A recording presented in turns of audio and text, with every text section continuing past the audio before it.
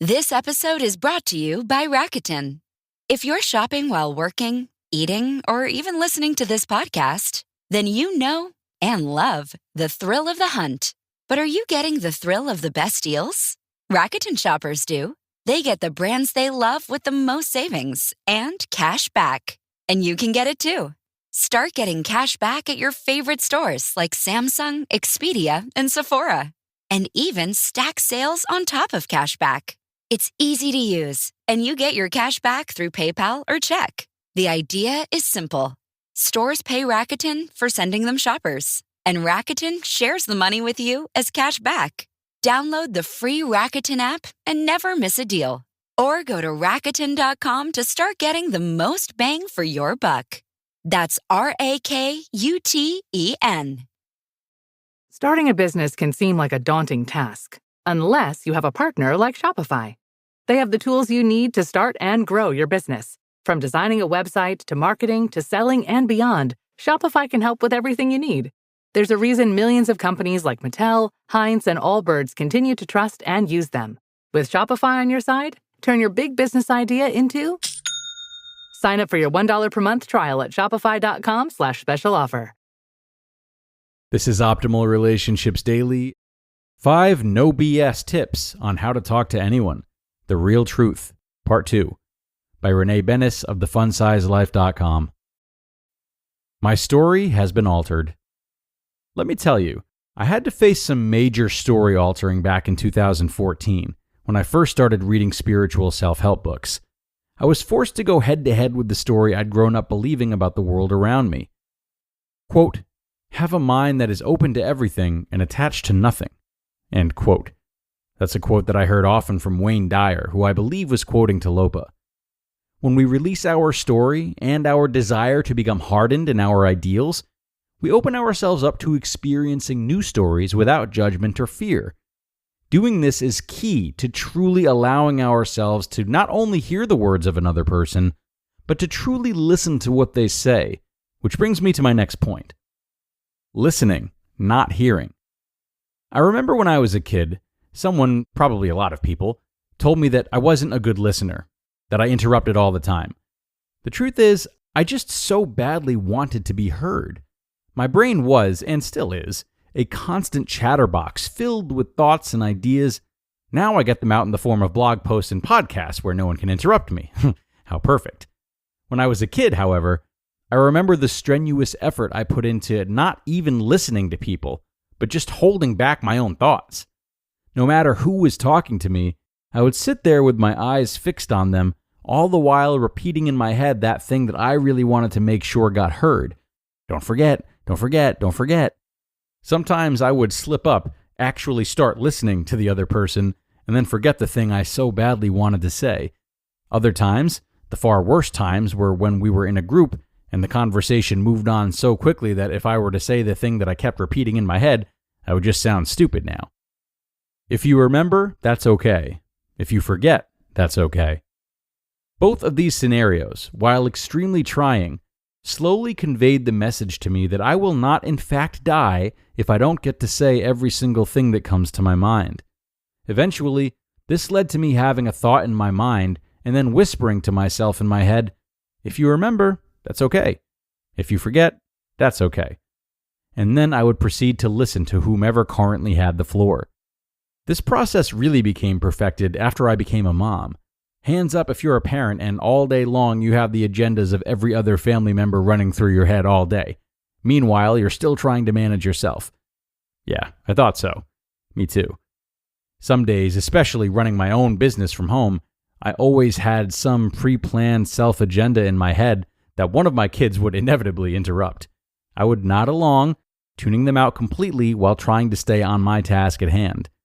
Of course, life dealt me the lesson, as it always does, that being treated this way is no fun. After having this same experience happen to me several times, I realized not giving someone the respect of truly listening to them is extremely hurtful and can so easily make another fellow human being feel like their words aren't valuable. I don't want to make people feel this way, especially my children. A few years ago, I made the intentional decision to pause and listen to them. No matter how busy my brain felt, sometimes I don't. Sometimes I say, "Honey, I'm sorry, I can't listen right now, my brain is too busy." After I finish my task, I come back to them and ask, "What did you want to tell me?" Because I truly want to listen. Seeing the humanity in everyone. One of the greatest lessons that I've learned is that we're all one. We are all connected in a ton of crazily twisted ways, and it's so silly to think of ourselves as separate from one another. Here we are together, sharing the human experience, and yet not wanting to see one another's humanity. The trees in the woods have been proven to have their own form of communication. When one tree falls, the rest don't gradually shift their roots away from their fallen brother. Yet, we're willing to bash someone because they like a different toilet paper than we do. I mean, that's a pretty harsh example, but I would also be willing to bet that it's happened more than once. At the core of everyone, we want 4 things: love and connection, notoriety and a feeling of importance, change and new experiences, and consistency and stability. Like the Bible says, the greatest of these is love. However, I can't help but feel like when we so badly want love for ourselves, we sort of go out looking for ways to siphon it, to make sure we get our fair share, and in doing so, we can give none away to our fellow man. We go around talking about those who we believe are ruining our world, those who are doing harm and causing pain. And I know in our current world surrounded by news reports, it can feel hard to ignore. But how many small moments of love and compassion right in our own backyard are we missing while directing our attention on all the shortcomings of the people who we've never even met? We may not be causing the hurt ourselves, but we sure aren't adding to the solution either. Embracing the humanity in yourself. Lastly, and maybe most importantly, firstly, it's time to embrace the humanity within yourself. You've messed up. Sorry, you have. Me too. Countless ways. The thing is, I've chosen not to focus on them anymore. I used to think that would serve me somehow, that if I forgave myself, I would somehow be letting myself off the hook or saying my wrongdoings were okay. The truth is, mistakes are a part of that humanity. That stubborn side of me that pushes my husband's hand out of the way when he tries to intervene with my cooking. That's part of my humanity. Sure, I'm working on it, but I don't need to shame myself for it every second of the day. Chances are I'd be a lot less likely to improve myself if all I did were focus on my shortcomings. Embrace the dark parts of you and allow them to intermingle with the light parts. Oh, those light parts. It's okay to be proud of them. You are pretty amazing. It's not vanity to love yourself. To love a work of art is also to show love and appreciation for the creator of that art. Imagine how you feel when you listen to your favorite song. You honor the writer and the singer of that song whenever you do. Just the same, no matter what your religious background or faith, when you look in the mirror and feel a love for the reflection, you are honoring the place from which you came. When you can do this, you can begin to do the same for everyone else you meet, and talking to them will only feel like an extension of that love. You just listened to part 2 of the post titled, 5 No BS Tips on How to Talk to Anyone, The Real Truth, by Renee Benes of thefunsizedlife.com. DR Power Equipment has given homeowners the power to do more with powerful field and brush mowers capable of clearing acres of grass and brush, trimmers that deliver up to 5 times more power than any ordinary handheld model, and chippers that turn nuisance brush piles into beneficial mulch. Start doing more this season with equipment from DR Power. Visit drpower.com today and shop the sale.